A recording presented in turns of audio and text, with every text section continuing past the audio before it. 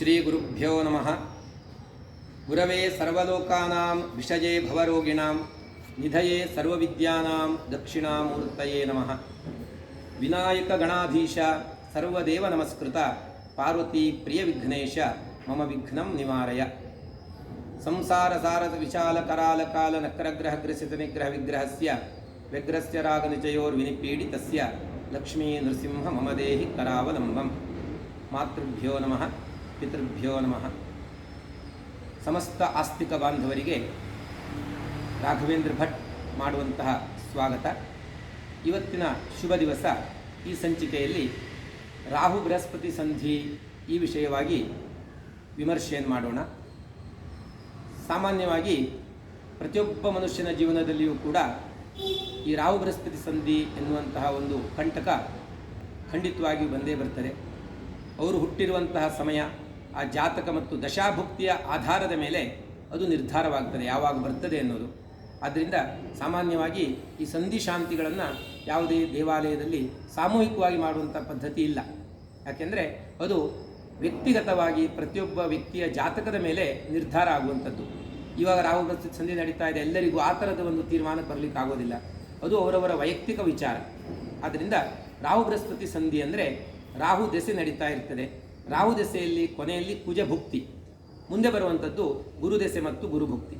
ಆ ಕುಜಭುಕ್ತಿಯಲ್ಲಿ ಇರುವಂತಹ ಕೊನೆಯ 6 ತಿಂಗಳ ಅವಧಿಯನ್ನು ರಾಹು ಬೃಹಸ್ಪತಿ ಸಂಧಿ ಅಂತ ಹೇಳ್ತಾರೆ. ಅಂದರೆ ಆ 6 ತಿಂಗಳ ಅವಧಿಯಲ್ಲಿ ಏನಾದರೂ ಅವಘಡಗಳು, ಆಪತ್ತು, ವಿಪತ್ತು ಇತ್ಯಾದಿ ತೊಂದರೆಗಳು ಉಂಟಾಗಬಹುದು ಎನ್ನುವ ಕಾರಣಕ್ಕೆ ನಮ್ಮ ಹಿಂದಿನ ಪೂರ್ವಾಚಾರ್ಯರು, ಋಷಿಮುನಿಗಳು, ಜ್ಯೋತಿಷ್ಯರು ಇದಕ್ಕೆ ಒಂದು ಶಾಂತಿಯನ್ನು ಹೇಳಿದ್ದಾರೆ.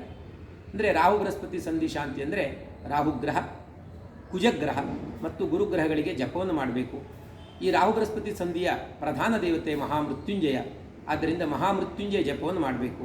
ಮೃತ್ಯುಂಜಯನಿಗೆ ಪ್ರೀತ್ಯರ್ಥವಾಗಿ ಅಭಿಷೇಕ ಪ್ರಿಯೋ ರುದ್ರ ಎನ್ನುವ ಹಾಗೆ ರುದ್ರಾಭಿಷೇಕವನ್ನು ಮಾಡಬೇಕು. ಹಾಗೆ ಆದಿಯಲ್ಲಿ ಮಹಾಗಣಪತಿ ಪೂಜೆ, ಪುಣ್ಯಾಹ ವಾಚನೆ, ಕಲಶ ಸ್ಥಾಪನೆ, ಮಹಾಮೃತ್ಯುಂಜಯ ಮಂಡಲ ದರ್ಶನ, ನವಗ್ರಹ ಮಂಡಲ ದರ್ಶನ, ಹೀಗೆ ವಿಧಿಯುಕ್ತವಾಗಿ ಈ ಒಂದು ರಾಹು ಬೃಹಸ್ಪತಿ ಸಂಧಿ ಶಾಂತಿ ಪೂಜೆಯನ್ನು ಮಾಡಿಕೊಳ್ಳೋದ್ರಿಂದ ಬರುವಂತಹ ಜೀವನದಲ್ಲಿ ಬರುವಂತಹ ವಿಪತ್ತನ್ನು ನಾವು ಖಂಡಿತವಾಗಿಯೂ ಕೂಡ ನಿವೃತ್ತಿ ಮಾಡಿಕೊಳ್ಬೋದು. ಅಥವಾ ಆ ಗ್ರಹಗಳಿಂದ ಉಂಟಾಗುವಂಥ ಕ್ರೂರತೆಯನ್ನು ನಿವೃತ್ತಿ ಮಾಡಿಕೊಳ್ಳಿಕ್ಕೆ ಅದು ಕಾರಣೀಭೂತವಾಗ್ತದೆ.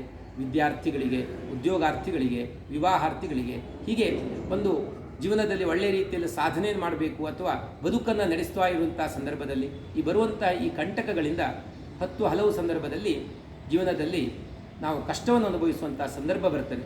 ಇದನ್ನು ಪ್ರಾಮಾಣಿಕವಾಗಿ, ವಿಧಿಯುಕ್ತವಾಗಿ, ಶಾಸ್ತ್ರೋಕ್ತವಾಗಿ ಮಾಡಿಕೊಳ್ಳುವುದರಿಂದ ಖಂಡಿತವಾಗಿಯೂ ಕೂಡ ಆ ದೋಷ ಪರಿಹಾರವಾಗಿ ವ್ಯವಸ್ಥಿತವಾದ, ಮನಃಶಾಂತಿಯುತವಾದ, ಸೌಭಾಗ್ಯದಿಂದ ಕೂಡಿದ ಜೀವನವನ್ನು ನಿರ್ವಹಣೆ ಮಾಡಲಿಕ್ಕೆ ಕಾರಣೀಭೂತವಾಗ್ತದೆ.